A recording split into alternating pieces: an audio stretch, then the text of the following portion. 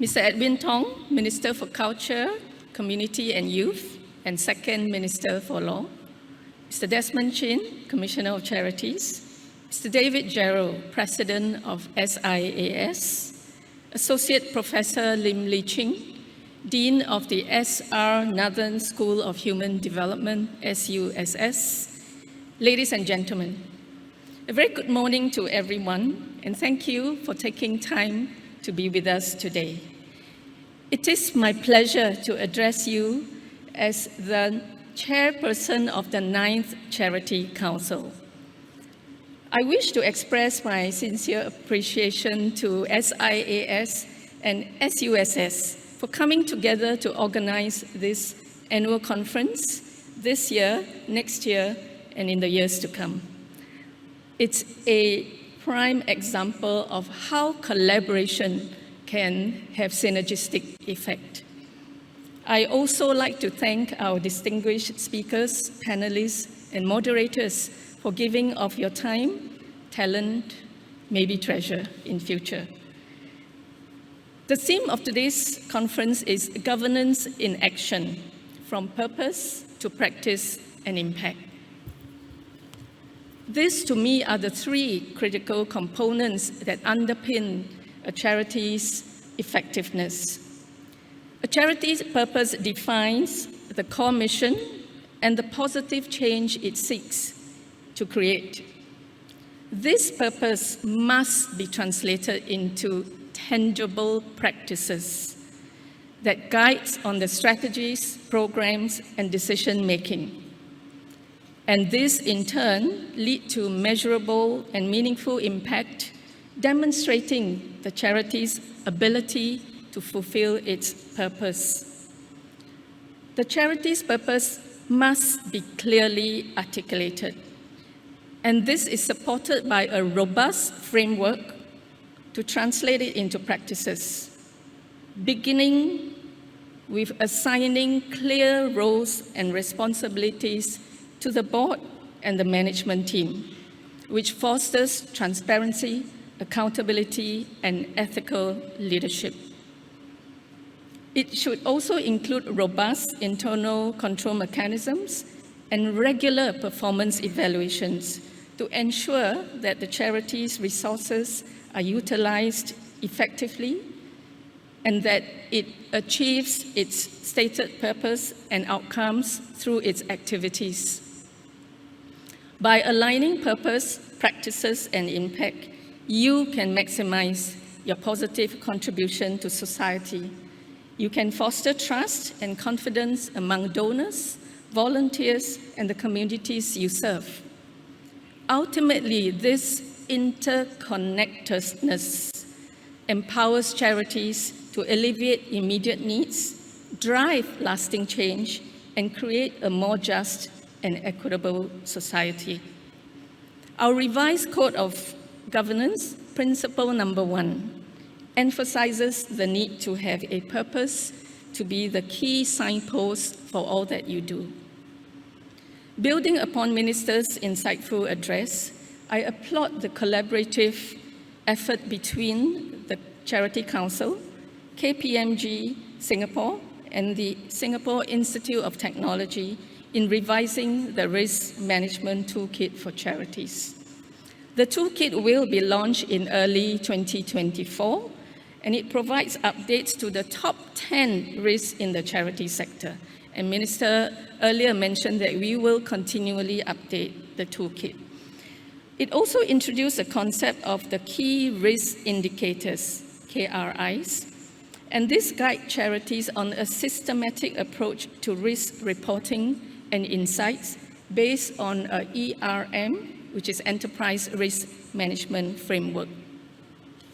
Considering the evolving risks, it is timely for you to reassess your risk profile, update your risk registers, and conduct a comprehensive risk assessment.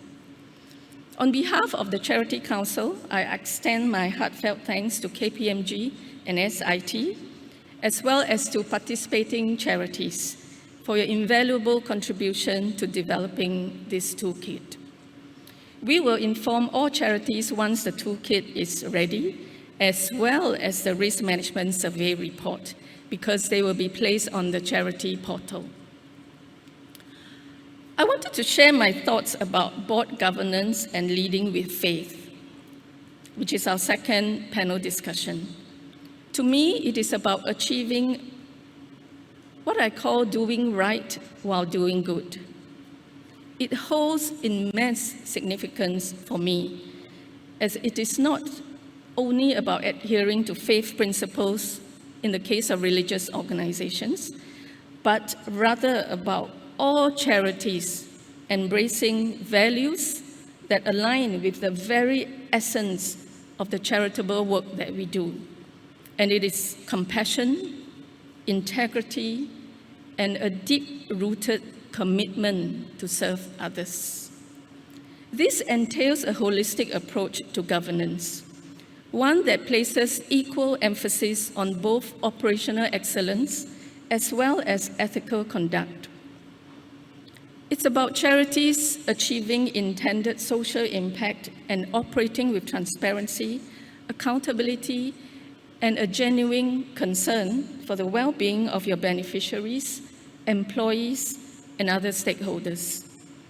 It's about recognizing that your charity's impact extends beyond the immediate services that you provide, and where choices are made not just for short-term gains, but for long-term sustainability. It also stresses the importance of empathy in all aspects of governance. All charities are to listen to your beneficiaries, understand their needs, and tailor your services accordingly. It promotes respect and inclusivity, ensuring that all voices are heard and valued. In essence, charity governance that is guided by a good moral conscience elevates the motion of charity work beyond mere service delivery and transforms it into a mission-driven endeavor where doing right is intrinsic to doing good, and it becomes beacons of hope for the present and future generation. I am reminded of Victor Hugo, the French philosopher, who alluded that the size of our world depends on our conscience. As we strive to build a more just and equitable society, the role of charities remains indispensable. As many of you know, the Charity Council published the revised Code of Governance in April this year. It transits from a prescriptive to a principles-based code, providing greater flexibility for the sector, allowing charities of various sizes and maturity level to continuously improve your governance practices. It also empowers charities which are ready to move towards more self-regulation. The code also serves as a resource for the public. It aims to enhance public understanding of good governance principles, allowing for informed decisions when choosing which charities to support. Already, sophisticated donors are increasingly seeking transparency regarding the allocation and utilization of donations and the impact generated by their contributions. Per mandatory requirements, we encourage all charities to submit your current GEC, which is the Governance Evaluation Checklist, if you don't know what that is, as soon as your financial year end arrives. Do discuss your GEC submission at your board meetings, as it is the board's fiduciary duty to enhance the submission before filing it with the Commissioner of Charities. I know 40% of you are managers and executives, probably filling in the GEC. You must remember that the board cannot delegate their fiduciary duty to you.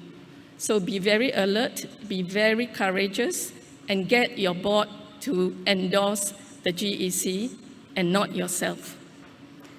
As the revised Code of Governance takes effect in January 2024, all boards must familiarize themselves with the provisions and take steps to implement the outlined good governance practices within your charities. Over the years, the Council has embarked on various partnerships to help charities develop stronger governance capabilities. We have 11 shared services partners, and you can approach them to review your organizational processes. There are also tools, frameworks, and lots of training for leaders and the workforce offered by them that the Council and Charity Unit has put together. All these initiatives are opportunities for the sharing of knowledge which will transform into positive outcomes for the betterment of the sector. These initiatives only become successful and meaningful with your full support. So please sign up for everything that we've put forward to you. In conclusion, good governance is a continuous journey. We should all take ownership to bring our charities to a higher level of governance. And if I may, we should also hold joint accountability for each other. I think we've arrived at the level of maturity in the sector that we can do that constructively and harmoniously. With your commitment, I'm sure we can do well. And the Charity Council remains dedicated to walk this journey of good governance with you. On behalf of my council members, I wish all of you an enjoyable and fruitful session ahead. Thank you.